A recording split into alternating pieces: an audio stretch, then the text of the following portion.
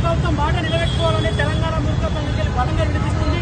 అలానే ముందు కాకపోతే మంత్రివర్గంలో అవకాశం కల్పించాలి.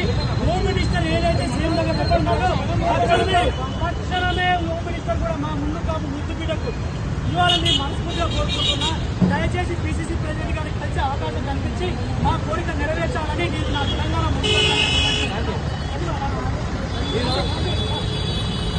కాంగ్రెస్ ప్రభుత్వం 2023 ఎన్నికల్లో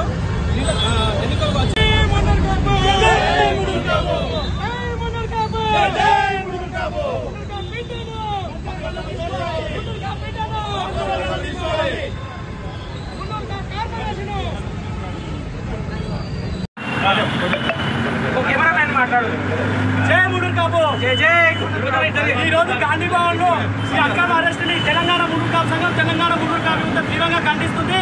అక్రమంగా అరెస్ట్ చేసి ఎక్కడి పేరు తీసుకుపోతున్నారో తెలియకుండా ఎక్కడికో తీసుకెళ్తున్నారు. మనం అడిగింది న్యాయమైన డిమాండ్. కాంగ్రెస్ ప్రభుత్వం ఏదైతే ప్రకటించిందో మ్యానుఫ్యాక్చరింగ్ ఎక్సెప్ట్ కార్పొరేషన్ ప్రకటనని అమలు పరచమన్నందుకు ఈ అక్రమ అరెస్టును తెలంగాణ యావత్ మునూర్ కాపులందరూ తీవ్రంగా ఖండించాలి. మీరు కూడా అక్కడ ఎక్కడైతే మన మునూర్ కాపులో ఎక్కడైతే అవకాశం చేశారో వాళ్ళందరికీ నా తెలంగాణ మునూర్ కాపు సంఘం తెలంగాణ మునూర్ కాపు ఉత్తకెళ్ళి మనస్ఫూర్తిగా వాళ్ళందరికీ ఉద్యమాలు ఉండాలని తెలియజేసుకుంటున్నా. కార్పొరేషన్ గురించి ఆనాడు ఎన్నో అక్రమ అరెస్ట్ అయిన కార్పొరేషన్ సాధించి ప్రకటన వినబడేదాకా చాలా ఉద్యమాలు చేశాం. అదే ఉద్యమ స్ఫూర్తితో ఈరోజు అదే బడ్జెట్ వచ్చేదాకా బడ్జెట్ రూపంలో మనకు అందేదాకా ఖచ్చితంగా తెలంగాణ మునూర్ కాపు సంఘం దీనిపై తీవ్రంగా ఒత్తిడి తెస్తుంది. ఇలాంటి ఉద్యమాలు ఎన్నో చూడడం జరుగుతుంది.